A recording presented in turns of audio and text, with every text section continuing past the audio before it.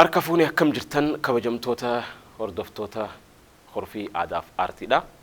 Arraan tana Horfii Aadaaf Aartii teenya irratti keessummaa hogbarruu Oromootiin wal qabate keessattuu gaazexeessaa fi barreessaa Mahammad Siraaj waliin turtii taasisuuf deemna.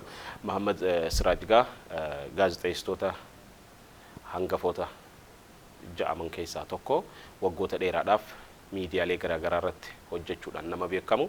Amma immoo asoosama kitaaba barreesseeti jira. Bishaan gubate ja'a mata dureen kitaaba kana. Kitaabni kun asoosama hogbarruu Oromoo keessatti bifa ammayyaawaan katabamanii dhiyaatan keessaa tokko. Yoo rabbi jee magaalaa ittiin barate itti guddate magaalaa jireenya isaa dirree dhawaatti dilbata nu fuuldura eebbisiisuuf deema. Nutis kana sababa taasifachuun Mahammad Siraaj wajjin turtii kan taasisnu baga nagaan dhufte. Galatoom baga nagaan. Arragaa kitaaba bishaan gubate asoosama kee yookaan ilma kee jalqabaan na fakkaata. Akkasimi kalaqa sammuu tokkoffaadha. Gara kitaabaatiin jechuu kiyya. Sagantaa teenya aadaaf aartii irratti muuxannoo keenuu qooduudhaaf seenaa hogbarruu Oromoodhaa nu wajji ilaaluudhaaf hayyamtee waan nu farqifteef guddisee galatoomfadha. Galanna kan ba'e. Maalime bishaan gubate? Bishaan gubate maqaa kitaaba kanaati. Maqaa kitaaba kanaa namni hedduun amma waa'ee bishaanii kaasuuf haasa'uu mala. Bishaan gubate jechuu kana ilaale waa'ee bishaaniitti miti kitaabni kaasu. Waa'een bishaanii bakka garii jiraachuu mala. Isaanii alatti garuu asoosamni waanuma hawaasummaa diinagdee keessa waan jiru jaalala jireenyi jaalala keessa jiru maal fakkaata? Kan jiru. Waan kana qabata jechuudha. Jireenya keessa waan hedduu nama mudata. San if keessaa qaba jechuudha. Duuba kitaabichaa irrattis akka barreeffamee jirutti kitaaba keessaa kan fudhatame bishaan gubate asoosama jireenya dargaggeessi milkii jedhamu kan baha Oromiyaatti dhalatee guddate irratti hundaa'ee barreeffamee jira. Muuxannoo jireenyaa dargaggoo milkiin kan dargaggoota Oromiyaa hunda calaqqisiisudha. Mahammad dargaggoota biyya keenya gadadoo rakkoo siyaasaa fi diinagdee abdii kutachuu yookaan abdiidhaan jiraachuu rakkoo maatii fi firaa wajjin wal qabatanii fi dhiphina yookaan rakkina jiru gadi fageenyaan kan xiinxalee barsiisaa dabalataanis asoosamni kun muuxannoo jaalalaa keessattuu tokkummaa Oromummaa kan agarsiisu kanafaa kan of keessaa qabu. Oromoon hundi keessattuu dargaggootni kitaaba kana yoo dubbisan beekumsaa fi hubannoo gahaa irraa argatan jira.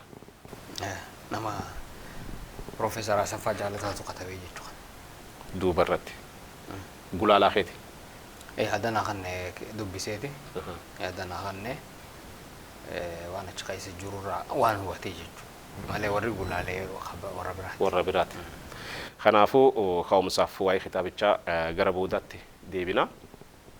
Daawwattoota keenyaaf yookaan hordoftoota Horfii Aadaaf Aartiidhaatiif Mahammad Siraaj eenyu kan jedhu mee gabaabsiitii nu ibsi. Eenyu ati? Ani Mahammad Siraaj.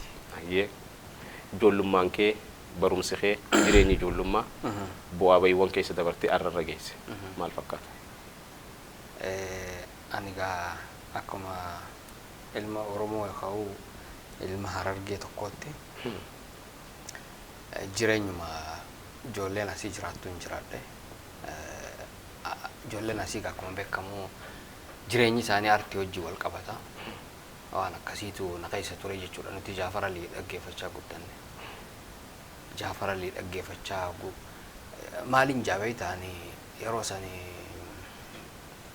biyya tana Mallas Zeenaawiitu bulchaa ture. Mallas Zeenaawii Itoophiyaa keessatti namni hin beekne hin jiru hin jaabee ta'a. Namni raadiyoo Harar dhaggeeffatus jechuun namni Harargeetis kan Jaafar Alii hin beekne hin jiru hin jaabee. Dhuguma akkasumas namni dhaggeeffatu ammaas hedduu jaalata miidiyaa kan namni asii kun ana qofaa miti. Hedduun namni biyya tanaa namni gara bahaa kun miidiyaa hedduu jaalata. Anis warra miidiyaa jaalatu keessaa warra duraati. Jaalala addaatiin qabaa ture. San dhaggeeffachaatiin guddadhe gaa'ee sanii fi akka isaa san ta'uu faa hawwa ture namni ni gaaf takka gaafa Franqalloo waliin turre na fakkaata jirratti dubbadheetiin jiran Jaafaraariitiin ta'uu fedha ture garuu mooluu qofaan Jaafaritti bahee hin jiru san jechuun maali namni akka Jaafaraan biyya tanaa miti addunyaarra ni jira jee nama nu beekta maaliif waan hedduu qaba dandeetee nama qabu namni kun barreessaadhaas amma diraamaa inni achirratti dalagu hedduu dhaggeeffannaa asoosama inni achirratti dubbii miila bakaree nama waa'ee seenaa miila bakar waaree san amma namni hawaasa kana beeksiseessa silaa bakar waaree hin beenu jechuu dandeenya sanii fi koomeediyaanalleedha namni kun waan hedduu walitti qabatee qaba beekta kanaaf amma nuti waan akkasii keessatti oguu guddannu nama san ta'uu oguu yaaddu waan akkasii walitti qabatta jechuudha ogbarruu kanaas hunda walitti qabatteeti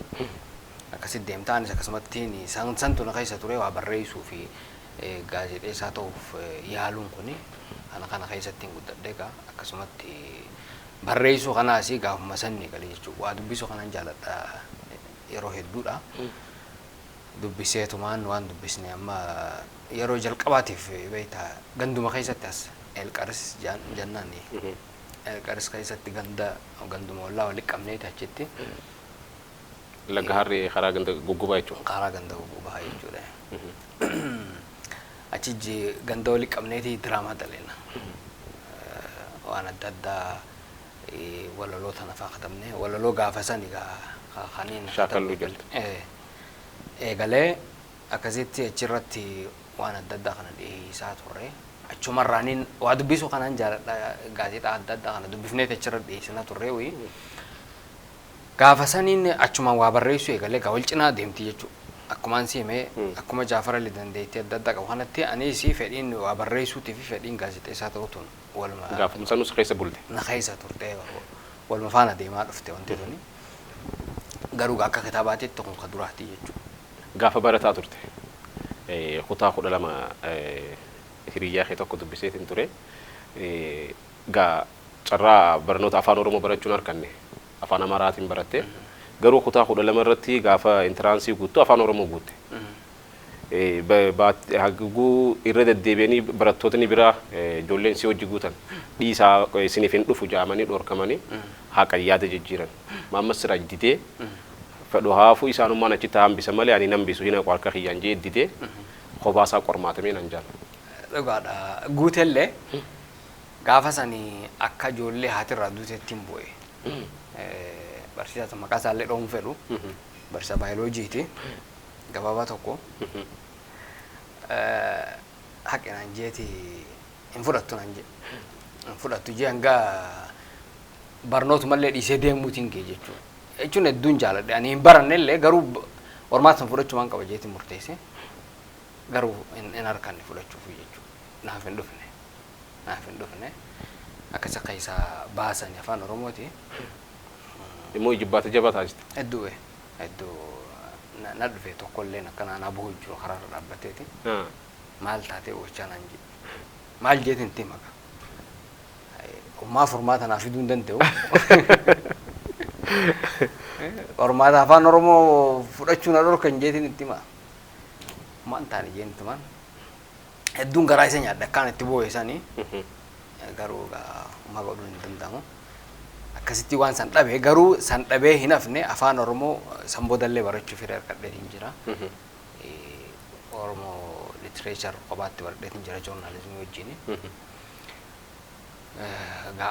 yoo fedhiin jiraate barachuun nama danda'ama san boodallee akkasitti baradhee hin jira jechuudha afaan Oromoo ammallee an mooliin jira kanaaf wanni sun waan narraa irra qabu fudhachuu dhabuu biyya Maammas Siraaj dirree dhawaa dhiisee Finfinnee gale Finfinnee kanam tokko hin beekne achi gale kallattiin hojii beeyisaa eegalee naan jaanne TV irratti biyya magaalaa keessa jiraattee irraa bahanii uummata hin beekne keessa galuun xiqqoo ulfaataadha lammaffaa bara san keessatti mindaa xiqqaadhaan hojii beeyisaatti kallattiidhaan seente akkam ture haalli san ana kun asii deemu achi galuuf illee adan qabuun ture sammuu tiyya keessa raadiyoo har'a kanaa jira ani gaddeebi'eetiin raadiyoo har'a dalagaa yaadaa ture akkuma carraagaa osumaan achi jiru barnoota irraa osoo hin jiruutiin dalagaa argadhe.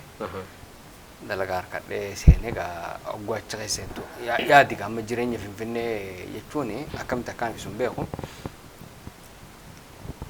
Mindaan 760 achirra qabee guddaa mindaan suni amma ijoollee hojii barannu bakka nadhaamatan waan akkana naa gootanis waan akkana naa gootan soodaree nu geessita osoo ganaa soodaree nu geessita naan jaani tokko shamiza naa bitte jee waan biraas irraan fadhu shamizuma qofa naa bitta naan jee edaa ogguu akkasin laaltu guddaa fakkaata malee amma waan ijoolleen naan jaan san takka illee hin gooneef hin dandeenye jechuudha. Mindaa san ogguun fudhadhu torbaan takka hun eeguunti hin jiru. Ogguu laaltu 760 suni 693 tun harka qaba. Guddaa fakkaata ogguu laaltu ogguu si harka googa akkasitti dhuma liqitti seen taa'u san boota. Waan akkasii. Beeysoota afaan Oromootiin gaafa san babarsiisaa turan egaa magaalaan teenya keessattuu onni afran qalloo kun aartiidhaanis beeksisaanis waa hedduudhaan magaa Oromoo irraa bakka hangafa seenaa aartii Oromootti yeroo hoggayyuu kaasne baandii afran qalloo amma waggaa 60 guutuu deemu kana kaasna gara beeksisaatiinis ajaa'iba wanni inni ta'u namni jalqaba afaan Oromootiin beeksisa hojjete Ali Shabbooti akkasumatti sadarkaa biyyaatti dheeyiteetis faana san fuutee dheeyitee Jaafar Alii faan hojiilee hojjechaa turtan sanitti fufsiiste gara ITV Finfinnee galtee jechuudha. Ani barataa ture beeksota keeyya laalaatiin ture ijoollee keessatti niin akka keessa ture gaafumaan dura sagalee kee dhageeyo ijoollee wajjin waan namni kun nama keenyaan jaa nama Harargeeti lakkii miti namni Harargeessaan Finfinnee dhaqee achi keessa haasawaa wanni kun waan ni jennee falmiina ture akkaataan itti teeloo qodduu fi kana shaakalaa turre miilanumaan dinqisiifattoota keessaa tokko ta'uu kiyya si ibsu barbaadeeti. Keessattuu akkaataan itti roottoo beeksiste san hangaarra ajaa'iba natti haabeeta hangaarraana keessa jira akkaataan itti beeksistan hojjedha. Akkami namni aartii fi gaazexeessummaa beeksisni kun ogummaan isaa adda adda. Ati immoo akkuma jetteetti reefu Jaafar Aliitiin fakkaachuu fadheette. Hangam takka isa fakkaachuudhaaf yaada keessan maal irraa harkattee jirtame? Dhugaa dubbachuuf fakkaachuuf yaali inni nama waan hedduu qabu beekumsa hedduu qabu dandeettii hedduu qabu ogummaa hedduu qaba. Dhuguma beeksisa kanaas inni beeksisallee akka ajaa'iba kanatti dalaga. Akka ajaa'ibaa akkamitti akkaan an akkasitti dalagallee jee hin yaadu beekta. Garuu hanga tokko man dalaga roottoo gujettu maa dalaga. Sagalee roottos waan ajaa'iba sitti ta'u namni hedduun fakkeessee akkasitti hanga isa jee namni biraa shakku takka ta'e jechuudha. Akkasitti fakkeessee kan dalagu jira atillee amma naa eegaltee dhaabde sagalee na dhageessifni maleedha. Maazali maal jaa beekta namni sagalee ni miti hin mul'atu jirratti inni roottoo gahaa jaani beekta jechuun ani qallaan ture. Sagaleen tiyammoo furdoodha. Namni furdaan isaa akkuma roottoo sanitti namni akka hubatuu fi furdaadha barinni ni si'eete akkasii. Jeesi ibsa. Ajaa'iba natti amma guun yaadadhu beekta akkaataan itti halluu manaatiif jechuun roottoon faayidaa inni qabu san akkaataan itti ibsite san dhugumatti waan iskiriptii isaa nama itti cinqatee rakkatee dhiphattee barreessite akka ta'e ni beeysa. Egaa beeksisniif ogummaaf danda'e. Namni hundi lafaa kee beeksisa hojjechuun hin danda'e jechuun danda'u. Lamada waan barreeffame sanuu sagaleedhaan fakkeessanii kaayuun hojii guddaa gaafata. Maammas Siraaj kanneen hammattee qabatteeti jirta hojiilee hogbarruu ni dalayda. Asoosamoota dubbisteeti waan nettaa reediyoo irratti ni seeneessita. Lammaffaa sagantaalee gubeessitullee bifuma saniin kan guutamedha. Kanaafuu hojii gaazexeessaa fi barreessaa hojii beeksisaatti dabalattee aktingii akkami diraamaa tiyaatira kana kan hojjechuu sanillee akkuma eegalle sanis walumaan eegalle ganda keessatti oguun sinjoo kanallee nama dalagaa turre eegas tuuta muuziqaa fi tiyaatiraa kushatik asitti hundeessine turre sultaan Ali Kiifa Wajjin, hojjettaane maatii xiqqaa kana wajjin faataane akkasii hundeessinee ittiin illee dalaguu eegallee asii dalagaan takka takka oguu jirtu bakka biraallee deemne haala san akkasii dalagaa turre ni khatamnaasi irra hedduu amma sultaan hedduu khatama beekta waan diraamaalee kanaa tiyaatira nuti dalagne achirratti hedduu isaatu barreessa akkasii barreeffamee achirratti dhiyeessaa turre bakka adda addaa kana deemneeti wanni sun gaa eega nuti asii deemnes gaa warri nu boodaatti akkasumatti itti fufe keenya garuu gaa jabaatee akkasiin deemne nuti sadda facaanee ijoolleen taane karaa biyya alaa kana deemte anis asiin Finfinneetti galee waan ajaa'iba sitti ta'u waloloo sultaan naa katabe takkaa jira beekta jechuun xalayaan naa katabeeni xalayaan naa katabe sun akka walolootiin naa katabeeti waa'ee kushatii keessa akkana ta'ee abaluu sachi maal jeeti hanga ammaan jirti waraqaan miirraa nu yaadachiise amma keessatti yaadadhu Karimaan biyya Arabaa deemte Aliin biyya maalii akkana jeeti akkasitti ibsee beekta waan san na yaadachiifte amma wanni sun akkasiin namni addaan faca'uudhaan maqaan sunis akkasitti hafe jechuudha gaafa san gahu humni kunis hin jiru waan harkannu kana meeshaa fa'aa bibbitachuufaa yaadna turre nuuf hin taaneesi meeshaa muuziqaa kanaas qabaachuu qabna fa'aa jennee ifumaaf akkasii yaada turre yaadni isaanii guddaa ture garuu gaa namni hundi yaada tokko qabaachuu hin danda'u beekta namoonni gariin ani maaliin itti godhan muuziqaan dalagu meeshaa muuziqaa maal an tiyaatira qofan dalagaa fa'aa jee akkasiin dura dhaabbatu fa'aatu jira ture sababa saniin gaa karoorri keenya sanis akkas karatti hafe nutis adda facaaneeti wanni sun achitti hafe. Kanaafuu Maammas Siraaj waan ijoollummaan hawwaa ture san harkatee jira jechuu ni dandeenya. Wanti narraa hafe gaa ani drama kanas dalagu fedduun fedhii qaba ture. Sanuma qofaatu ammatti hafe malee kabaraa. Gaaf tokko tiyaatira guddaa tokko irra si agarra. Yoo Rabbi jee. Tole hanga kana gaa kaasnee waan haa jennu.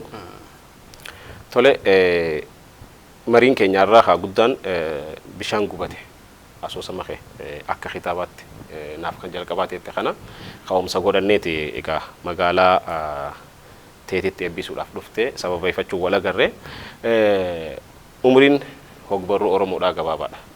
Gara muuziqaa fi aartii biraa gulaallu xiqqoo isaan irra bulanii jiranii barreeffamni yookaan hogbarruun leenkon umriin isaanii toora waggaa 30 jechuun ni danda'ama. Keessattuu kitaabotni jalqabaa gaa akkuma reefoo kaasneetti godaanni safaadha. Ati immoo jalqabarraa eegaltee kitaabota hedduus dubbistee jirtaa keessaas bubbultee jirta. Hogbarruun Oromoodhaa akka jalqabiitti sadarkaa kamirra jira? Maal fakkaatamee bu'aa ba'een keessa jiran? Hogbarruun Oromoo yeroo ammaa kanatti bakka durii yoo wal bira qabnee ilaallee jijjiirama guddaatu jira. Maaliif kanaan dura kitaaba afaan Oromoo lakkoo isaan beekna turre. Kitaaba meeqatu barreeffame waan jiru lakkoo isaan beekna. Amma garuu sadarkaa hin beekne irra geenye jira. Kitaabni afaan Oromootiin barreeffame meeqa yoonaan jette mangana isin jechuu hin danda'u. Barreessaalleen akkasumatti heddummaatee jira jechuudha. Kun jijjiirama. Garuu hangam takka wanti kun ulaagaa barreeffamaa guutee barreeffamee seera barreeffamaa guutee barreeffamee inni waan biraati. Hangam takka namni itti cinqamaa jira yoo jenne ilaalle rakkoodha jechuudha. Amata 25 dura barreeffame ammatti yoo qabne ilaallu amma dogongora qubee gaafa san hin qabne amma dogongora qabuutu jira. Rakkoo guddaa jechuudha. Lakkoo isaan heddumaateeti rakkoon isaas akkasumatti walumaan heddumaachaa dhufee jechuudha. Waan akkasiitu jira garuu gama barreeffamaatiin jijjiirama guddaatu jira. Garuu namni dubbisu ammoo akka lakkoo isa namaatiin hedduu xiqqaadha jechuudha. Fedhiin dubbisuutiin akkasumatti hedduu xiqqaadha. Kitaaban barreeffamu amma barreessaanii kitaabarraa faayidaan inni argatu maali yoo jettee maqaa argata. Abalu barreessaadha jedhama. Maqaan barreessaa joogni kan namaaf. Garuu barreessaanii kitaaba isaatirraa bu'aan inni argatu hin jiru. Maaliif kitaaba kana bu'aa inni irraa argatu yoo namni dubbisu ta'e jechuudha. Yoo namni dubbisu jira. Yoo namni dubbisu hin jiraanne garuu kitaabni isaa manuma isaatti ta'aafi jechuudha. Amma barreessitoota hedduu yoo halaaltu ta'e mana isaanii kan guute kitaaban isaan bitan osoo hin taane kitaaban isaan barreessaniitu jira. Kitaaban isaan barreessaniitu walirra tuulamee taa'e. Dubbisuu irratti qaawwa guddaa jira jechuudha. Guddaa jira. Maammas Siraaj yaada barreessa kitaaba kana yaadni kun eessaa dhufe akkamii barreessite mee? Yaadni kun akkumaan reefu si hime waa barreessu ani magaalaa tana keessa barreeffamni ani hin dubbisin ni jira jee yaadu beekta. Waan barreeffama ta'e biran dabu. Afaan Chaayinaa amma dubbisuun beeku malee afaan Chaayinaa illee salan beeku waan dubbisaa beekta. Garuu afaan biraa ka barreeffame kan hin dubbisuu beeku hangaan danda'u yaaleetumaan dubbisaa beekta. Afaan Somaalii maan taane, afaan Arabaa maan taane, afaan Amaaraa maan taane, Ingilish maan taane waan hin qubee isaa dubbisuu beeku numaan dubbisaa barreeffama waraqaas lafatti harkee hanga laalli namni Mahamad Siraaj Maraatee jee odeessu takkatti. Maaliif maraataa waraqaa lafarraa guuraa deema beekta akka deemutte. Anis waraqaa barreeffama qabdu lafarraa hin guuraa deema. Dubbiseetiin akkas godhaa sanii takka sanii wantaan dubbisu keessa amma sammuu kiyya keessa yeroo hedduu nan banne maali Abduu Naasir Hajjaassan asoosama gabaabaa tokko kan barreesseetu jira beekta.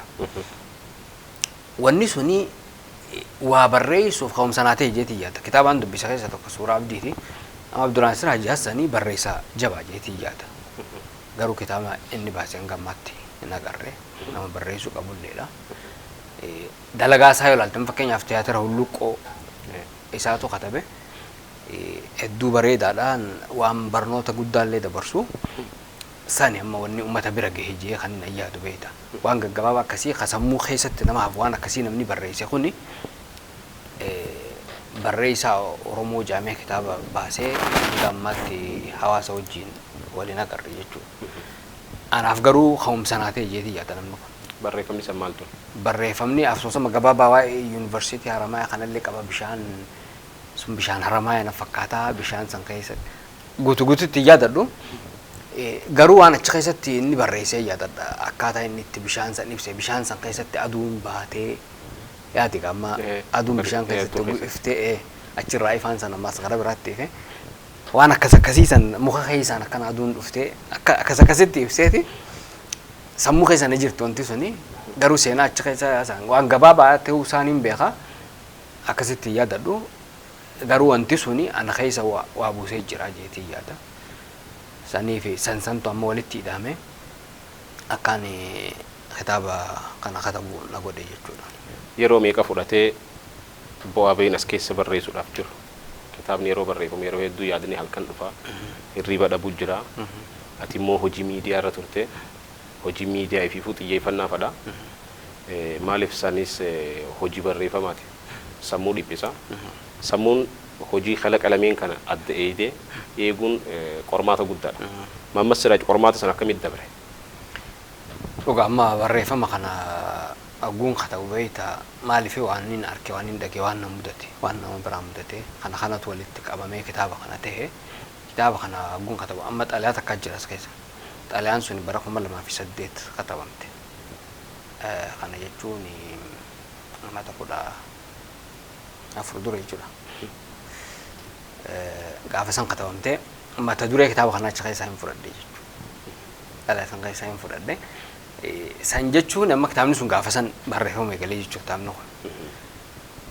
Xalayaan san akkasumatti teessee hanga ammaatitti eegasii yaanni adda addaa kun walitti dhufeeti hagguu kitaaba kana waa katabdu beektaa yaanni tokko sii dhufa halkan faa osoo ciisu jirtuuti hirriba faa haggusii dhorku jira beektaa. Waan akkasiisanii ati bakka ganamaan ka'ee kataba jettee yaadde dogongortee jirta. Dirqama ka'uu qabda.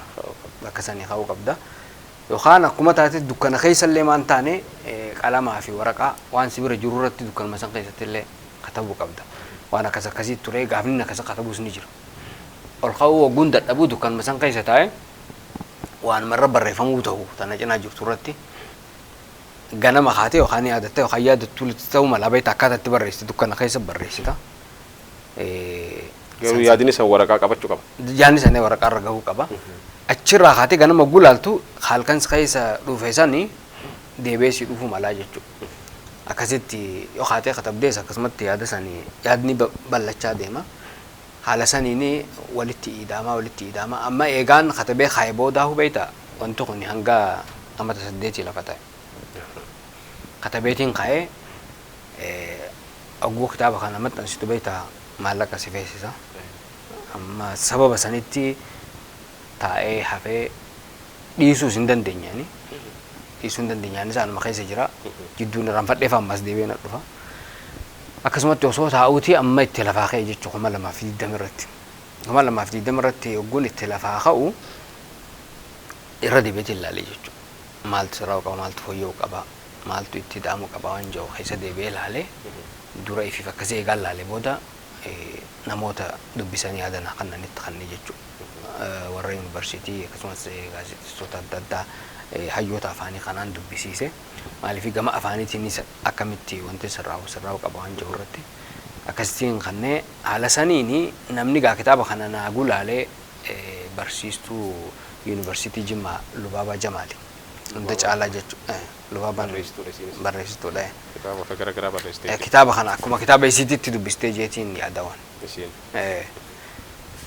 maaliif amma namni kitaaba kana dubbisu yoo kitaabni kun itti bareede kabareechee Lubaabaa Jamaali jeetii yaada beekta sanii fi Lubaabaan haala saniini barreeffama gabaabaas waan itti erga waan sammuutii keessa na dhufe wali qabee ergi gamaa langana maal wali gooteettee hin jettu beekta hangumaan itti erga san laalteeti yaadanaa kanniti haala saniini kitaaba kana akka sadarkaa kanarraa gahu gootee jechuudha. Kitaabni kun egaa keessattuu xiqqoo ijarra baasuuf yaaleetiin jira keessattuu hiika jechootaatiin wal qabatee loqoda godinaalee Oromiyaadhaa bakkoota hedduu tuttuquudhaaf yaalteeti jirta hiika tosaatis seensa kanarratti bifa tarreeffamaatiin keesseeti jirta fuula 344 qaba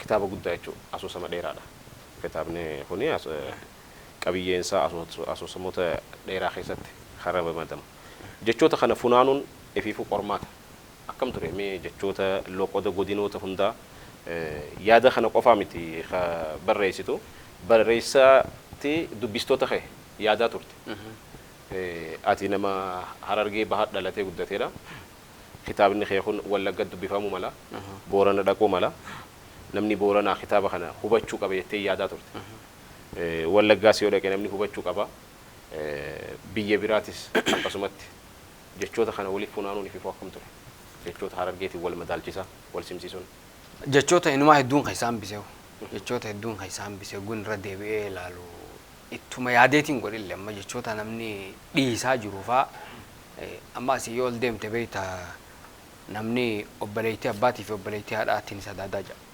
ja'a asitti garuu haboodha lachuu adda adda jechuudha akkuma afaan Amaraatiin lachuutu akkasitti jaansanitti adda addaa ta'ee hafechitti wanni kun amma yoo deemee kanumatti hafaa deema jechuudha haboonni hafti jeetii yaadaa beekta sodaa akkasiitiin qaba saniif jechoota akkasii kana ittuma yaadeetiin barbaadee itti godhee namni baruu qabaa waan akkanaa kana jeetiin yaadee kaniin akkasuma kan isaan bisees ni jira jechuudha akkaataan itti fayyadamu wallaalee jechuudha maaliif bakka gulaalamuu qaba bakka kan isaa hafuu qabutti yaada kana osoo akkana goote gunaan jaanii jechisuunis achumaan kan waliin hafeetu jira jechuudha dandaa ka'uudhaan akkasitti jechoota kana baase jechoota ammaas fakkeenyaaf wanniitu jira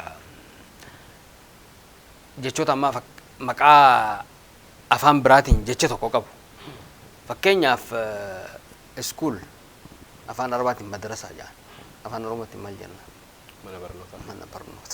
mana barnootaa jechuun amma jecha lama jechuudha manaa fi barnoota miti afaan Amaraatiin timirti beet jedhamti timirti beet santu hiikame beetiin kun amma hedduutu jira beeta firdi beet mikir beet maal timirti beet akkasuma wal qabatee deema tigalee kunis afaan Oromootiin akkasumatti jira mana barnootaa mana marii mana maalii mana murtii tigalee jechuun kun garuu afaan biraatiin yoo fudhannu ta'e jecha tokko qaba maqaan kun jechuudha mana murtii koortii jettaa kaaniin amma mana fincaanii baja mana fincaanii jechuun waan qaama namaa keessa jiru sila bakka fincaanii si galee yuriin bilaadir kajaan kana jechuudha so kana amma waan akkanaa kana faa jechoota barbaadeetiin hedduun itti yaadaa ture nama hedduu gaafadhee faan maal yoo ta'e wayya jeetiin akkasii jechoota akkasii faa namni beekuu akka qabu jechuma tokkoon bakka bu'u akka qabu jechuudha iskuulii yoo ta'es maqaa tokko qabaachuu qabaa jeetii yaade garuu waan isaanii nama hojii irratti walii galuu hin dandeenye sababa sanis sana akkuma jiruuniin itti fayyadame kanneen biraa fakkeenyaaf amma toilet kan jennu kan afaan oromootiin as keessa kaayetiin jira jecha tokkoon jechuudha jechoota akkasii akkasumattiin itti yaadee akkasi kaayee jira jechuudha dirqamaati afaan biraarraa hiikuu hin qabdu beekta afaan kana akka afaan kiyyaa kanatti amma qaxara cabuunu Harargeetti beekama kitaaba keessa ni jira bakka biraa gudhaqee qaxara cabe gujaan maal jechuu akka ta'es asuma keessa ni hubatan jechuudha kanaafuu afaan waalteessu keessattis if eeggannoo taasistee jirti jechuudha barreeffama kanatti sila akka seeraa beekama hiikni jechoota kun gara duubaatti katabamuu qaba ana amma gara duraatti akkaan katabamu godhe maali beekta kitaaba hedduu amma agguu dubbisnu dubbisnee eega fixnee booda hiikasan duubarratti agarra wanna san agguun durarra dubbisnu hangalee jechuudha osuma hangalee dubbisi irra deebi'uu qabda irra deebi'uun qaba jechuudha eega hiikni saachi jiraachuu beekee booda ammaas irra deebi'uun qaba jechuudha kana garuu durarra jiraachuu yoo beekte ammaas jechootaan hiika isaa kophatti kaa'e as keessatti amma booldi godheetiin katabe hiikni isaanii jiraanii beekaa jechuudha namni kana hin beekne mallaa jechuun fakkeenyaaf namni hin beekne asirratti kaan irra addatee jira barreeffamni isaa waan ta'eef mallaan jechuun maal akka ta'e deebi'ee ilaalaa jechuudha. Haala saniin namni hanga tokko namaafis hubachuu bakka laafuufiin akkas godhe gara duraarraas wanti inni kaa'eef hiikni jechootaan ani hin beekne kun edaa ni jira waan jedhu takka namni akka hubatuufiin akkas godhe jechuudha. Kanaafuu waliigala waggaa 8 si fudhate. Waggaa 8 ol oguma 8 jennu sun taate. Barreessitootni hedduun rakkoon isaan himatan barreessanii diinagdee maxxansuudhaaf maallaqa fedha. Afaan Oromootiin ispoonsara gugaafattuun harkattuu jaama. Maammas Siraaj diinagdee itti maxxanse ispoonsara ammoo dhuunfaa isaatiin liqeeffatee akkami? Ani kitaabaan maxxansaati maallaqa naa kan najeellee waan gaafanne garuu namni haajuma biraatii fi kennaa namni naa kenneetti fayyadameetiin gara kitaabaa garagalche kitaabaaf hin oolche dhuguma kitaabaan maxxansaati maallaqa naa kennaa jettee nama gaafatamni si kennu hin jiru namni ispoonsara jechuun maal akka ta'e illee hin beeku beekta ispoonsara jechuun sadaqaa miti namni ispoonsara si godhu akka sadaqaatti si ilaala beekta sadaqaa akka waan si kanneetti ilaala yookaan immoo maallaqa isaanii maallaqa isaa karuman taanetti waan gannaqeefatti fakkaata bilaashuma waan facaasee baasaa ispoonsarri silaa kennanii fudhachuu maallaqa ogguu sii kennu innis tajaajila sirra harkatu jira beekta ni beeksistaaf asirratti maxxansuu danda'a galata katabdaaf akkasi san jechuun isaafis maallaqa dalaguuf jirta jechuudha san amma namni hin hubatu beekta saniif ogguu ati dhayitu waan sadaqaa kana jechuun rabbi si haa kennu jeetuma si gaggeessaa jechuudha waan akkasiitu jira tun ammoo inni ispoonsara akkasii godhu ajrii irraa argachuuf miti beekta tajaajila isaa beeksifachuuf san hubannoon hin jiru beekta sababa sanitti amma dhaabbileen gariin warra wanni itti qofan waan akkanaati beekta Coca-Cola amma akka fakkeenyaatti kaa yeroo hedduu bara inni maallaqa qaburraa harka caalu ittiin beeksisuuf hojjeta ramadaa beekta keenya garuu maallaqa hin qabus hin jedhu ispoonsara bara namaan daleenne maal bara amma ati waan oomishaaf maallaqa baastu sanii oomishaaf ramaddu sanii hanga tokko ammaas beeksisaaf jettee ramaduu qabda kun silaa waanuma dirqama ta'uu qabu biizinasa keessa waanuma jiru lammaffaa ammaas maali namninis maal hubata guu wanni tokko deddeebi'amee beeksifame wanni kun gabaa dhabee jedhee yaaduunis ni jira namni akkasi gariin haa yaadu malee sammuu namaa keessatti wanni inni waan xiqqaa miti beeka dhugaa yoo dubbanne bara amma namni waan hin beeknerra waan tiiviin harke irra bitaa sirrii sani bara amma gariin amma bitamu waan dideef akkana beesu jiran haajuu malee garuu innummaan kenninuu sanuma filata waan akkasii keessattuu amma dirreen dhawaa torbaan yaadannoo torbaan dirreetii jira kitaaba jalqaba kanarra guullaalo faras magaalaa fa'aa jira amma namni makiinaa keessattuu dhalootni amma manna haaraa irraa horaa Maammas Siraaj gaara Finfinnee galtee manna haaraa irraa horteen gaafas achi amma bakka garaadeetti ijaarame kana ras Akkas magaalaa achi turte. magaalaa walakkaa jechuudha. Achirraa gaafa san makiinaan atoobisii jira. Atoobisoota gurguddaa tarree galan keessaas gubbaarra harkaatiin jira.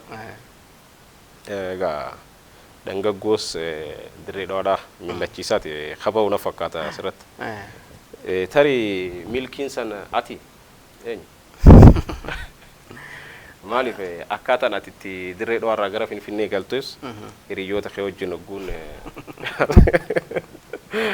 haasa'u bifuma kanaan tasa lafaa haateeti barnootaaf Finfinnee galuun qabeettee murteessite hiriyoota keetiinis mari'attee hin dhaammanne deeme qofaan kutee jaan ammaas kubbatti gullaalu milkiinis akkasi bee milkiin kun Maammed Siraaj Gaa namni akkuma fedhetti hiikkachuu danda'a. Garuu maali amma barreessaan tokko guuhaa katabu hedduu waanuma isa mudate waan ijaan arkee waan dhagee kana walitti hidhaamaa bahi ta'e sanii fi milkiin dhibbaa dhibbatti Maammed Siraajii jechuu hin dandeenyu Maammed Siraajii simitiis jechuu hin dandeenyu. Kanaafuu namni kitaaba kana dubbise boodarra ni argata. Deebisa argachuu danda'a jechuudha. Sanii sansantu walitti maaliif nama lama faana nama tokko godhuu dandeessa beektaa goo kitaaba katabdu nama shanis walitti fiddee nama lama godhuu dandeessa. Sanii fi amala amma adda addaa amala namni sadii qabu kan nama tokkootis godhuu dandeessa. Namni ati waa'ee isaa katabuuf deemtu nama dhugaatii dhugu qofa yoo ta'e kabiraa immoo jimaa qofa qabu yoo ta'e kabiraa kan sijaaraa qofa yoo ta'e sadeen kana fiddee nama tokkoof kan dandeessa. Sanii fi nama kanarratti amalli nama adda addaatti walitti dhufee jira. Akkasittiin nama hedduu nama tokkos kan hin godhee jira. Haala saniin gaa namni hanga tokko waan as keessa jiru beekuus ni danda'a. Wanni kana waan akkanaati miti jee kana gaafatus ni jira. Namni achi keessa anniin jira miti naan jees ni jira. Abaluun tokko faan anana fakkaate kan jiru jira. Waan akkasiiti gaa'e akkasii keessatti barbaaduunis ni danda'ama jechuudha. Keessattuu amma namni magaalaa sana jiru keessumatti farqa jeetii yaada. Namootni dirree dhawarraa eega deeman turan keessattuu amma torban yaadannoo dirree dhawaatii jira. Akka carraatis dilbata eebbisuu deemta. Kunis torban dirree dhawaadha. Dilbatuma booda jalqaba. Kanaafuu dirree dhawaa namni yaadachuu fadhu bishaan gubate dubbisnaan dirree dhawaa dur yaadachuu ni dandeenya jechuudha. Dirree dhawaa dur akka gaarii yaadachuu danda'e. Haalli duraan ta'e maal fakkaata amma bakka gaarii gaa wanni hin jijjiiraminis ni jira wanni jijjiirames ni jira. Waan jijjiirame sanii as keessatti arguu danda'a jechuudha gaafa san hin beekne. Akka carraa namoota kitaaba kee dubbise waliin haasayeetiin ture wanni baagiyaa dinnichaaf barbarree hunda wantoota mimmi'aawoo dhugumatti dirree dhawaa qofatti argachuu dandeessu as keessa jira. Kitaabni kun dirree dhawaadhaaf katabame yookaan kitaaba dirree dhawaaf barreeffame nama naan jee jira. Irra caalaa dirree dhawaa irratti fuulleeffatee jira. Maammed Siraaj immoo kitaaba kana Finfinnee teessee barreessite. Dirree dhawaa yaadachaa turte. Jechuun waanuma amma fakkeenyaaf keessa dabre waan ta'eef salma sana amma fakkeenyaaf ijoolleen bakka barnootaatti haala akkamiitiin dabarsiti maal nyaatti maal bitatti fa'aa waan jiru. Waan akkasii abadan wanni sun keessa hafuun qabdu faajeetiin ittuma yaade haalli itti keessa hambisuu danda'ullee nama jira ture. Anammoo haalaan itti keessa hambisuu hin dandeenye barbaadeetiin waan akkasii itti godhe bakka gaarii amma kan maqaa jijjiirifaa jira barnoota maqaa jijjiirifaa jira. Sanis namni hubachuu danda'u immoo hubata jeetii yaada. Garuu amma wantoota gariin waan as qofatti beekamutu jira. Ijoolleen inuma bakka barnootaa san qofatti wantoota gurguraman fa'aa jira. Bakka biraa deemtee fa'aa kan hin arganne waan akkasii fa'aa as keessa kaayatiin jira. Heddummin hanga asuma jechuudha. Jireenya asii maal fakkaataa waan jiru. Maaliif jireenya asii fi amma Finfinneetti wal bira qabdee ilaaltu namni akkamitti jiraata jechuudha. Ollaan wal quba qaba. Olaa cufateetuma olaa jechuudha. Ollaan isaa asii yoo dhukkubsatee asii bar nama du'ee fa'aa halkan sadii fa'aa buluutu jira. Osoo ollaan quba hin qabne jechuudha. As garuu wanni akkasii hin jiru. amma jireenya asii haalli itti hawaasni waliin jiraatu maal fakkaata waan joofaa hanga tokko ibseetiin jira. Amma biyya biraatitti asii yoo deemtee biyyoota guddatan kana keessatti namni beektaa yoo dalagachuu baate illee ni jiraata. Mootummaan nyaachisee jechuudha. Yookaan dalagatee jireenya isaatu hin jijjiiramne malee waan nyaatee ufu waan kaayyatu fa'aa hin dhabu beektaa. As ammoo uummanni akkasitti nama ni nyaachisa osoo hin dalaganne jechuudha. Yoo namni tokko hojii qabaatee saayiboota isaa 3 fi 4 hojii hin qabne hojii jiraachuu ni danda'a. Hojii jiraachuu danda'a. Saayiba qofaa miti waati ollaa hojii illee jiraachuu dandeessa. Ganduma keessa deemtee illee kanuma jiraachuu dandeessa beektaa. Jireenya akkasiitu jira jechuudha keessa. Waan akkasii sansaan fa'aa keessaa qaba. Hanga tokko baata nama ibsa jeetee yaada. Wanniin kitaaba bishaan gubate kana irra deddeebi'ee gaafachaa jiruuf naannoo keenya kanatti namni waan dubbisurra waan dhagehu irra filata. Odeeffannoowwan ja'aniitu jira.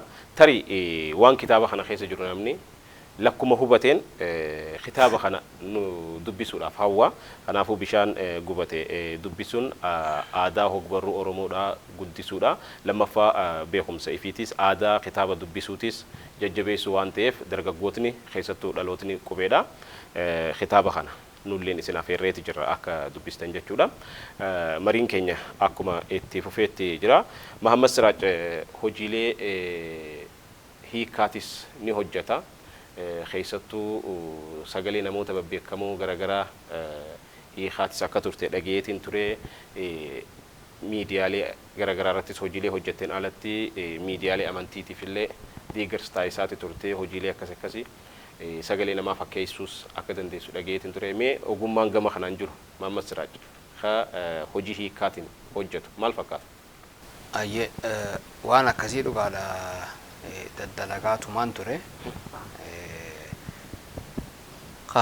Dr. Zakir Naik sagalee isaa dubbisaatiin ture afaan Oromootiin raadiyoon Oromiyaa irratti jechuudha. Ammallee itti fayyadamaa jiran na fakkaata garuu an ammatti quban qabu.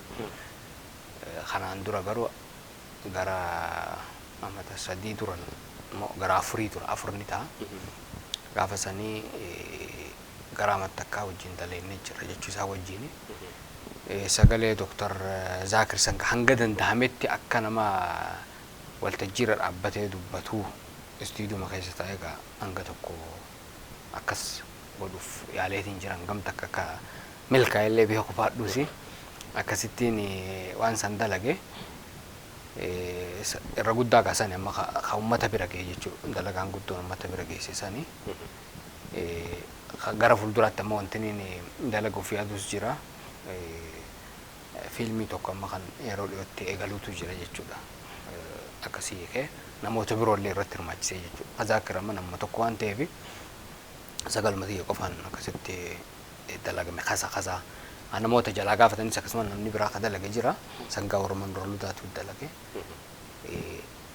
Kabraa kammaa kanneen eegalu kana keessatti namoota biroo hirmaachisee haala saniin dalaguuf inni adda qabu jechuudha. Namni tokko barreessaa ta'uu yoo fedhe maal godhuu qaba? Keessattuu dargaggootni kalaqa aartii keessa jiran yookaan barreessaa ta'uun barbaade jiru maal yoo ta'e yoo naamusa akkam hordofee yoo dandeettii isaa akkamitti hojjete ogummaa isaa san jabeeffatee guddifachuu danda'a? Barreessaa ta'uun barbaade namni jiru ulaagaa kam keessa dabruu qaba? Barreessaa ta'uun ta duraati fedhii beekta. Fedhii qofaan garuu katabuu hin dandeessu. Fedhii qofaan namni kayetiin kitaaba katabaa jiru dogongoree jira. Namni waa barreessuu fedhu dubbisuu qaba. Dubbisuu ogguun siin jedhu gaa kitaaba tokkoo fi lamaan beekta. Jireenyummaan kayetu waa dubbisuu ta'uu qaba. Maaliif ogguu garii maali? Dubbisuma santu fedhii uwwisa keessattuu ogguu garii. Fedhii dubbisuutu fedhii katabuu isa keessa fida.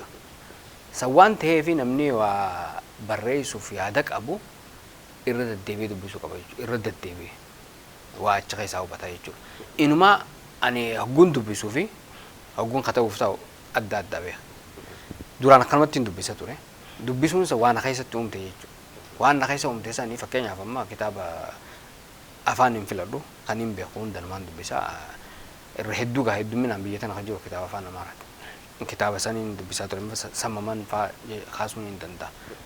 Dura irratti jechuun warri ka'umsa naa ta'e warra akka sammaman akkumaan siin jee suuraa abdii sanii barreeffama xiqqaa Abdulnasir Jassan katabe sanii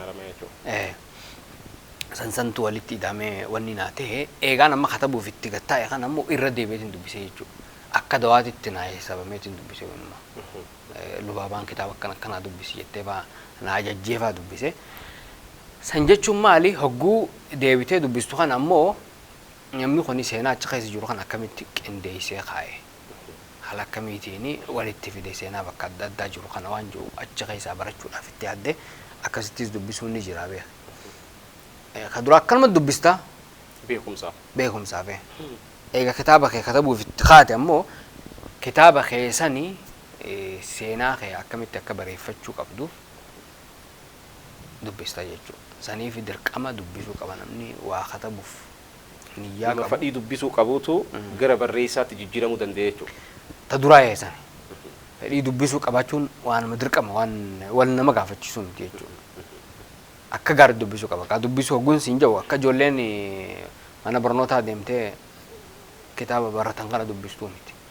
Lakki barreessuma ta'uufoo kitaabota hedduu dubbisuu muuxannoolee achi keessa jiran sana irraa fudhachuu namni tokko akkamitti kitaaba kana yaada kitaabni kun yaadaatu gara barreeffamaa jijjiiramee lubbuu qabatee kitaaba ta'a.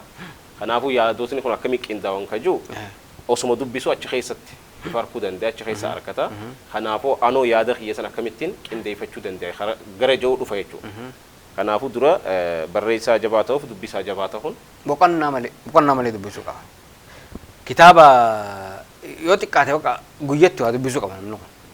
Yoo danda'e kitaaba tokko fixees gaarii garuu amma namni gariin kitaaba baatiin ka dubbisu ni jira. Baatii kitaaba lama akkasitti ka dubbisuutu jira. Amma namoonni barreessaa ta'uu danda'an silaa akkasitti garuu gasan keessa fedhiin hin jiru ta'uu mala. Amma rakkoon hogbarruu Oromoo guddaan barreessaa harkachuu osoo hin ta'in amma dubbisaa dhabe hogbarruun Oromoodha. Dubbisaa dhabe. Keessattuu dhalootni ammaan tanaa eega sooshaal miidiyaan kun dhufe waa hunda waan gaggabaabaa sooshaal miidiyaa irra jiru qofa dubbisee gama dabrutti cahu jira. Kitaabotni barreeffamaan bahaa dhufan kun immoo akkuma waraqaatti taa'utti jiran. Hogbarruu Oromoo guddisuudhaaf akkuma barreessaatti dubbisaanis barbaachisaadha. Dhaloonni qubee immoo irra caalatti dhaloota afaan Oromoo beeku afaan Oromoo barate afaan Oromoo barreessee dubbisuu danda'u. Dhaloota saniifuu qubee jenereeshin jaaman. Dhaloota kanaatu kitaaba dubbisuutti hin jirre. Dhaloota kana akkamitti karaa kitaaba dubbisuutti fiduu hin dandeenye? Maali rakkoon? Dhugaa karaa kitaaba dubbisuutti haala hedduun fiduu hin dandeenye. Kana keessatti barsiisaan mataan isaa qooda qaba. Barsiisaan ijoollee barsiisuu jechuudha. Manneen barnootaatti. Barsiisaan ijoollee barsiisuu ijoollee ajajee maaliif wanni akkasii amma jiraatee fi jiraachuu baateen beeku waan jirullee natti hin fakkaatu durii kitaaba dubbisi jeen namatti kan fuula akkanaa banaate abalu dubbisii jaa. Ijoolleen gariin harka baasanii anaa dubbisa jaanee waan akkasii waan akkasiiti. Kana amma jajjabeessuun gaarii wanni akkana akka babal'atu godhuun kitaaba fedhii dubbisuu nama keessatti uumajeetii yaada. Gaafa keenyaallee kitaabota asoosamaa gaggabaaboo kan fidanii akka dubbisu achitti warreen godhanii jiran barsiisota afaan Oromoodha akka gaariitti yaadadha. Waan gaarii na yaadachiiste itti fufi. Sanii kan biraa manneen barnootaatu jechuudha. Manneen barnootaatu laayibraarii isaanii kitaabaan guutuu qaban. Yoo laalte garuu jecha laayibraarii juwaaniin fayyadamuuf hin qabu mana kitaaba maan jenna kan jennee guutamuu qaba jeetii yaada. Kitaabban achi keessa yoo jiraatanii barataan fedhii dubbisuu qabaataa jechuudha. Kitaaba achi keessa argoo kana ni ilaalaa san booda wakati xiqqoo eega dubbisee booda na dubbisee faa jechuun mala kitaabni haala saniin dubbisaa deemuu danda'a jechuudha. Amma laayibraariin manneen barnootaa keessanii jira yoo jennees gaaffii yoo jiraates kitaaba hangam qaba. Kitaabaan guutamee jira. Sansantu jira kana achirraa eegallee akkasitti aadaa dubbisuu kana fiduu ni danda'ama jechuudha. Guddisuu ni danda'ama. Bu'uurri guddaan kanuma jechuudha. Haala saniin namni aadaa dubbisuu kana miidiyaanis waa irratti gumaachuu danda'a jechuudha. Miidiyaa hagguun siin jedhu gaa miidiyaan kitaabuma barreeffame qofa faarsuu miti. Abaluu kitaaba akkanaa barreessee abaluu barreessaa cimaadha jechuu qofa osoo hin taane barreessaan kun wagguu barreessu kana hangam takka hanqinni isaa hanqina isaallee yoo baase gaariidha. Bakka kanaatitti hanqina qabaa waan jiru waan kana qoratee jechuudha. Kitaabaan barreessa kana keessatti bakka kamitti wanni fooyya'uu qabu maali bakka kamitti waa balleessee waan jiru hayyoota barruullee dubbisuudhaan jechuudha. Akkasii miidiyaa yoo waan kanarrattis kadalagu ta'e aadaa dubbisuu tana jijjiiruu ni dandeemti jeetii yaada. Maaliif walqeequunis jiraachuu qaba jechuudha. Yoo kanuma waan dalagame sanii qofaaf kafaarsitu ta'e beektaa namni du'aa deema. Laaffachaa dhufa. Maaliif namni guutuu ta'e uumameen jiru cinaacha jabaasa laafaas qaba. Cinaachi jabaasaa akkuma itti himtutti laafaasatis akka jabeeffatus haasanii himuun bareedaadha. Namni akkasitti guutuu ta'a deema. Muhammad Siraaj gara sooshaal miidiyaadhaa eega haasanii haasa'uun keenya noollee barreeffamoota afaan Oromootiin bahan qeequudhaan tokkoffaadha. Atakaaroo haastee jirta jaata. Maali dubbiin san? Dubbiin san laal dura ani afaan Oromoo kuni eenyummaa ibsa jeetii yaada beeku. Afaanummaan nu eenyummaa sabaa tokkoon ibsa jeetiin amana. Waa hunda caalaa afaantu eenyummaa namaa ibsa jee nama amanu. Namni gariini akkuma kee kanatti huccuu aadaatiin deemeeti afaan kan hin beekne jira. Ani immoo hin beeku. Amma san rakko an Oromummaan isaa guutuu mitiin jaabeetan akkasiisanii. Guutuu ka godhu eenyummaa namaa ka ibsu afaan kana jeetiin amana. Saniifiin afaan kanaaf bakka guddaan qaba. Akkaataa durarratti waan akkamiirratti fulleeffadhe seete akkaataa afaan itti hiikan. Afaan tokkorraa guukamu yoo akkuma jiru muutee garagalchite beektaa hiika dhaba. Rakkoo akkasiitu jira. Fakkeenyaaf harka godhi qaxxu maal jedha. Bishaan naabusee jettan. Bishaan naabusee jettan. Afaan Amaaraatti ammoo waa hordolli yoo jettani ta'a. Hin ta'u warra. Sigalee akkuma jiru yoo garaan galche jette hin ta'u beektaa. Afaan keenya amma rakkoo akkanaa keessa seenu jira. Akkuma jiruun fuudhanii hagguu gara galchanii wanni dhabu jira. Fakkeenyaaf jechoota nuti waan jechoota lama qabnuu fi afaan biraa jecha tokko qabu fa'aa jira. San amma nutis deebineeti jecha tokko deebisuu jira. Fakkeenyaaf laaluu fi arguun adda adda. Akka tokkotti fayyadamuu jira. Manaa maal laalee fa'aa jiru jira. Manaamni laalamu manaa maniin harkee jettama. Galee manaa maan harkee jettee himta malee hin laalu TV banteeti himta halaaltu bara. Sanii fi waan akkana kanarratti fuulleeffadhee ture dura. Osmaan kan deemu wanni tun ammoo daranuu hammachaa deemuu jirti. Waan furamu na fakkaachuu didee waan nama tokko qofaan jijjiiramu dhufu ilmaa balleechuu jirti. Dhukkubni tokko hogguu dhufu beektaa namarratti hogguu dabaraa deemu ni babal'ata. Sanirratti akkasitti yaadeetiin eegasii gamana deebi'e. Gara qubee kana qubummaan tunuu sirriitti qubeessuu. Dogongora qubee. Amma dhaloota qubee jaan malee kanummaan qubeen beeknu dhaloota kana. Namoonni hedduun duula ajaa'ibaarra jiran na fakkaata. Dogongorree maal dubbattaa jaan akka feenetti katabna. Gariin ammoo akka fedhanitti haa katabanii maatti dubbattaa. Waanuma qubee abbaan qabne fakkeessanii akkuma fedhan irratti irra dhiichisu maaliif wanti tuni nama hedduutu itti wareegame nama hedduutu itti miidhame qubee tana. Tanaaf akkuma fedhanitti akkuma nama fakkaateetti katabnaan waan ta'u miti jechuudha. Garta akkan namaa tuffiillee ta'uu mala wanni akkanaa kuni afaanuma kanallee tuffachuu ta'uu mala. Akka feenee katabnaan xiqqoomallee qaanfatu namni akkamitti akkuma fedhetti kataba jee akkam yaadaa'u. Jechuun namatti akkamitti hin dhagaamne dogongora keessa osoo jiru maaf na dubbattaa jechuun maal jechuudha. Waan itti dogongora sana guu itti himanii qaanfatee cal jechuu qaba sila. Mee waan kana nasattara narra qabaati. Huccuun irra kaaya jechuu qaba malee akkamitti zarraaf jechuu qaba mee waan hin fakkaanne yeroo kunne afaan biraa mee yoo dhugaa dubbanne afaan biraa irratti dogongorri ni mul'ata. Namuma keenya baramma afaan biraatis kan sirreessee barreessaa jiru malee kan biraati miti yeroo fagoodhaan dhufne Oromiyaa keessa taa'ee afaan biraa sirreessee dubbisaa afaan biraa sirreessee kataba. Afaan Oromoo garuu akkuma fedhetti katabaa jechuudha. Kana jechuun maali? akka bakka inni afaan isaaniif kanne jechuudha. Rakkoon guddaanii wanni rakkoo ta'e maali? Bakka inni afaan isaaniif kenne jechuudha. Afaan kanaaf bakka inni kennine humaata kan dhufu yoo dogongorrees namni nu gaafatu hin jiru akkuma feenetti caccabsine barreessinaadha.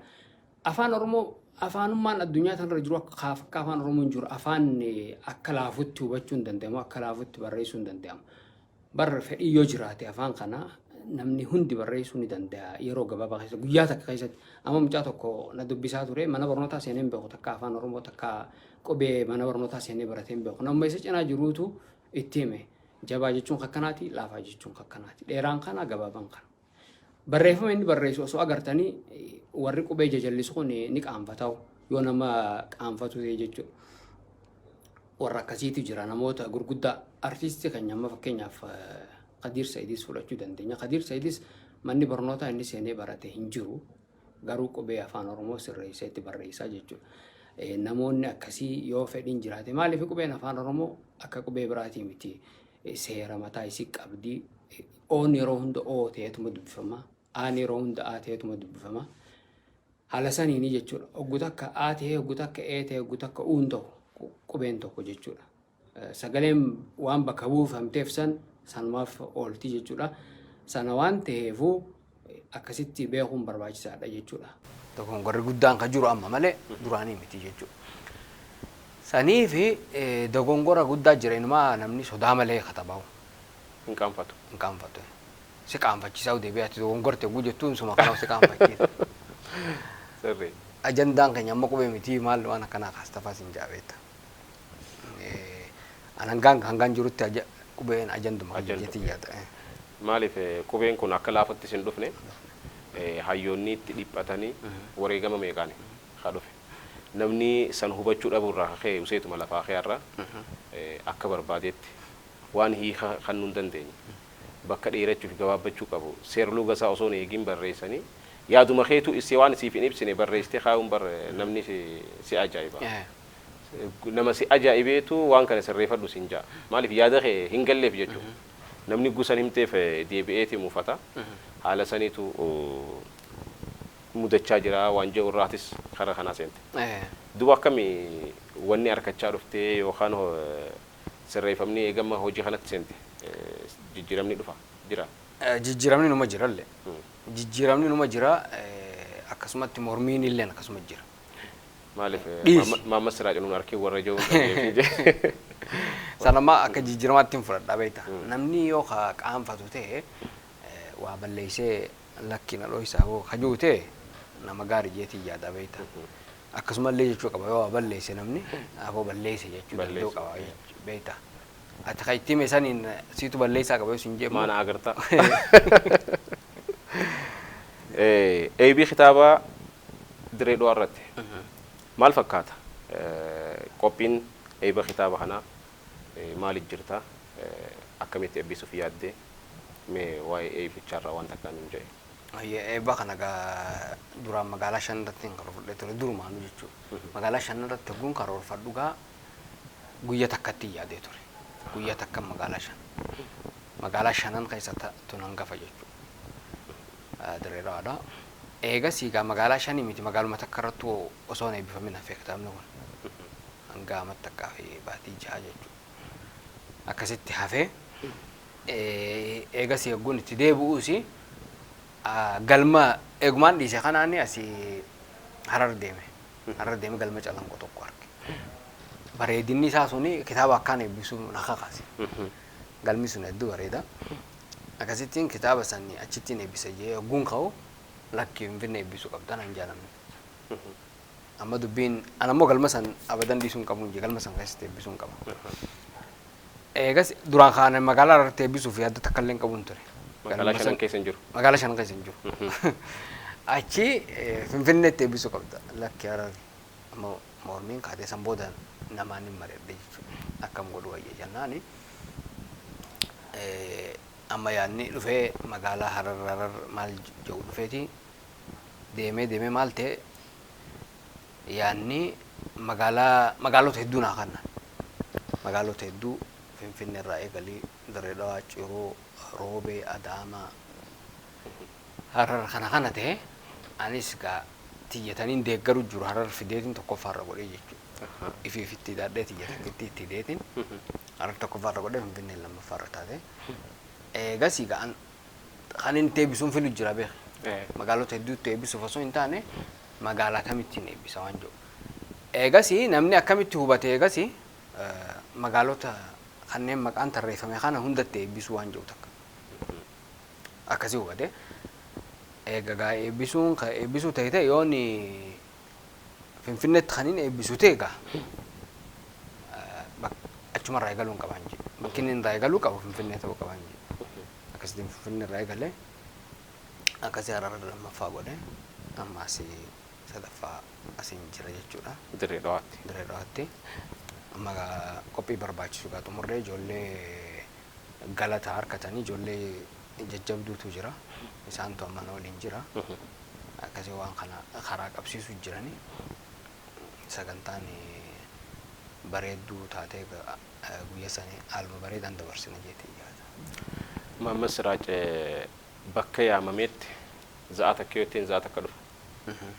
Za'a jaha ittiin za'uma jaha dhufaa jira. Kara bahaa kanatti xiqqoo irraafachuun takkaa jira. Saniif uummanni Dirree Dhawaa narraa irraafachuu mala jee za'a 4 irra godhee jira. Dubbiin tun akkamii?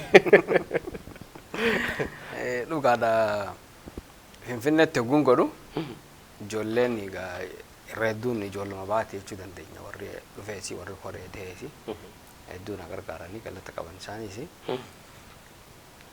akkami sa'a booda gootee naan jaanii beekta. Finfinneetti amma sagantaan akkasii sammuu booda beekama hara galgalaa fa'aadha. Hodhata akka fa'aa booda beekta. Ani sammuu keessa santu na jira. Sawwaan na jirtuufiini sammuu booda godhee beekta. Eegasii bar nuti nu galuu didde galmaatu ganama qabameef sa'a booda gootee beekna naan jaan. Achi asii hogguu gabbuute fa'aa yoo sa'a booda yaadde maraatti jirta naan jaan. Akkasittiin ganamaan godhu qaban jee ganama sana immoo namni sa'a 2 yoo jetteen akkuma ati jette sa'a 6 dhufa waan ta'eef sa'a 4 jechuun kan inni namatti himuu miti beekta kan inni sagantaatti eegalu. Si galee miti. Amma namni gariini namni sa'a hanga sa'a 3 cinaatti orraafatanii dhufuu ni danda'an. Hanga sa'a 3 cinaatti orraafatanii dhufuu danda'an. Kana jechuun gamma namni waan hedduu wantiin arge gara bahaa qofaan bakkuma hunda jira. Kun biyyaatittu akka aadaatti fudhatamee jira beekta. Yoo ati baallama kabajjee dheettee nama aadaa akkamii cabsitaa akkasiin jiru jira beekta. Guyyaa tokko bara Finfinneetti sagantaa tokkorra wal agarree ture sagantaati gaggeessaa ture. Namni hayyuun tokko hogguu dubbatu biyya tana za'a osoo hin tahin guyyumatti himta jedhanii beellama biyya tanaa nuyi. Sa'a ittiin himte. Ittiin himtuu jedhanii.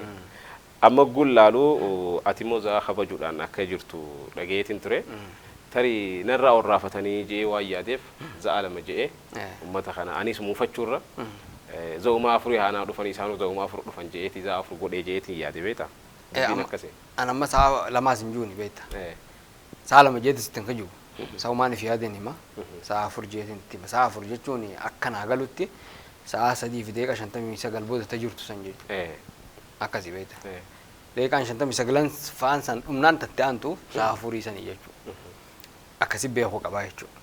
Maaliin harka beekta bakka hedduutti as qofaa mitiin siin jee wanti kuni namni sa'a 4 jetteeni sa'a 4 manaa bahu nama gaarii nama ballama kabaju irra gaariin nama jechuudha. Gariin sa'a 4 oguu jettuun yookaan sa'a 4tti qaama dhidhiqachuu fa'aa eegala. Sa'aati jetteen sanitti mana sa'aatii dhidhiqachuu eegala. Ka sa'a 4 ati jetteen sanitti manaa bahu eegalu. Daqiiqaa 30 hanga za'a takkaatti orraafachuun akka yeroon dhufuti. Finfinnee keessatti 4 manaa bahee akkamitti daqiiqaa 30 orraafata. Yaadime. Namni tokko karaan sanuu haa garjirraa keessatti deema dhufuudhaaf sa'a 4tti yoo manaa bahe meeqas bira qaba? 5 walakkaa za'a 6 akkasitti dhufu. Sanii beekta. Sanuu har'a wayyaati beekta. Sanii fi gariin eega sagantaan dhume haa dhufuus jira. Amma duras wanni kana nama mudatee jira beekta. Amma Maammas Siraaj kitaaba kana eebbisee magaalota shananittu eega eebbisee raabsamoo raabsaan isaa akkami? Namni gabaarraa akkamitti argachuu danda'a? Gatiin isaallee qarshii 200 akka amma jirutti rakisha. maaliif baasiin kitaaba baasu maxxansuudha bu'aasaa waan irra argamu waliin madaalu maaliif reefuu atis jettee jirta kitaaba kanarraa maal argattanaan hin jeeniitti maqaa malee kanaafuu akkamiin raabsita magaalota shananittu eebbifame immoo moo raabsuudhaaf qophooytee jirta eessatti argachuu danda'a namni kitaaba kana beeyta maxxansa lammaffaati ammoo kuni dhibba lamaa kuni maxxansa duraa 150 godhe 150 kana ni xiqqaatee meetti de jennaan hin qarshan tamitti de wannummaan kitaaba kana maxxansuuf itti ka'ee huyi gaafii namaatiin namni beeyta namni keenya hedduun dubbisuu caalaa dubbachuu jaalata sanii fi afaanin tokkoffaa ta'eeti namni ana keessatti illee hamilee uume kitaaba kana akka maxxansu godhe maaliif kitaaba maxxansuu deema jennaani namni boqonnaa na dhorke akkamiin nu bira gaa akkamiin harkanna kitaabna osoo ni humbahin jechuudha kitaaba kuma sadiin ajaje dura irratti akkana taanaan gaa kitaabni kuni waa wal gahuuf hin deemu itti da'uun qaban itti da'uun qaba jeetiin ka'ee ajaje agguu kitaabni kun bahutti kitaabni duraati achuma taa'ee jira kanumaan duraanii waliin duraan maxxanfame hin gurguruun jedhanii guyyaa eebbaarra kitaabni kun ni dhuma guyyaa eebbaa namni dhufee dhabuurra hin gurguru hanga guyyaa eebbaa haa ta'uun jedheeta edaa wallaalummaan tun rakkoodha haala keessa jiran hubachuu dhabuun namni illee ana gorsaatuma ture kitaaba kana kooppii 500 godhe kanaan jijjiiran 300 godhe jechuun 500 akkamiin naan jaajeetiin itti aaree waan kuni tuffiidhaa hojjeeti akkasitti aaree maaliif akka namni si gaafachaa ture saniin halaalta akkasitti amma takka ammaas rakkoon kitaaba afaan oromoo raabsuu irratti jirtu maali barreessaan hedduun ni boo'aa beekta bar kitaaba hangan takka abalu kanneetiin naan deebisnee achumaan calqee gara deddeebi'ee gaafadheetiin fadhe rakkoon akkasii akka uumamtu fadhu anillee hanga tokko kan namatti kanneen jiraa beeka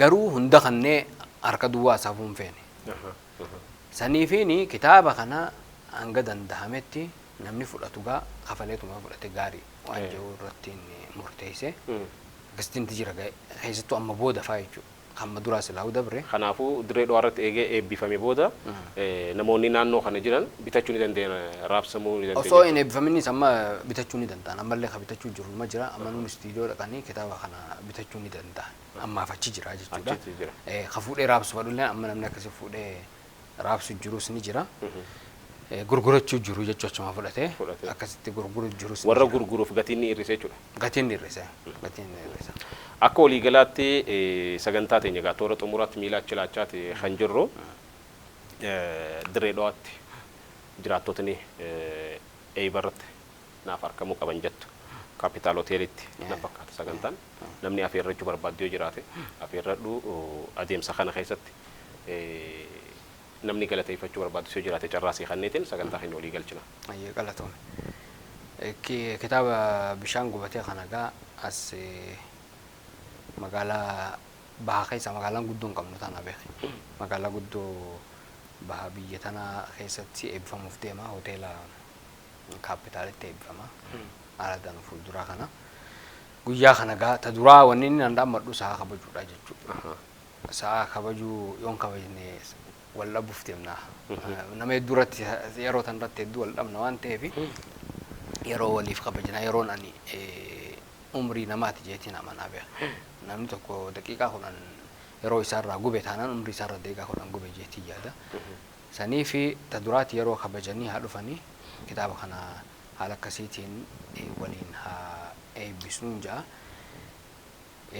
namni galatoonfachuu fadhugaa hedduu lakkaa'ee fixuu hin danda'u yeroo qilleensaa qofatti naa ramaddanii akkasitti deebi'e maleedha atillee gaa asitti na dubbisuu keetiif galata harkadhuun siin ja'a. ulfaadhu halumaa walii galcha tole hordoftoota keenya hurfii aadaaf aartii teenya torbaan kanaa keessatti gaa keessattuu kitaaba bishaan gubatee jiru kan gaazexeessaa fi barreessaa Mahammad Siraajiin barreeffame hawumsa godhachuudhaan hogbarruun Oromoo maal fakkaatti aadaan dubbisuu uummata keenyaa keessattuu dhalootni qubee jennu kun maal fakkaata kan jiru kan itti millanneedha akka walii galaatti Maammas Siraaj muuxannoo isaatis aadaa dubbisuu uummata keenyaatillee sadarkaa hogbaruun Oromoo irra jirtullee waliin ilaaluu dandeenyeeti jirra. Isaafis bara hojii gaariin hawwaa fi sagantaa fuula duraa keessatti muuxannoo isaatii fi kanneen dabalatee Maammas Siraaj ka'umsa isaarraa hanga jireenya isaa guutuu sagantaa biraatiin sagantaa keessummaatiin qabannee dhiyaachuudhaaf ni yaalla jeetiin amana. Arraaf gaa hogbarruu Oromoo irratti kan fuulleeffate waan ta'eef dhimma hedduun kaasne Maammas Siraaj waa hedduu haasa'isuu ni dandeema. Gaazexeessaa hangafa anis dinqisifachaa ture keessaa tokko har'a akka carraa ta'e egaa afgaaffii hojii godhuu dandeenyeeti jira. Guddiseensi galatoomfadhaa yeroo hojii gaarii eeyba bareedaa siif haa ta'u jeetiin jira. Galatoometillee. Kanaafuu sagantaan teenya tanumaan walii galchinaa nama torbaanii nu haja'u nageetti.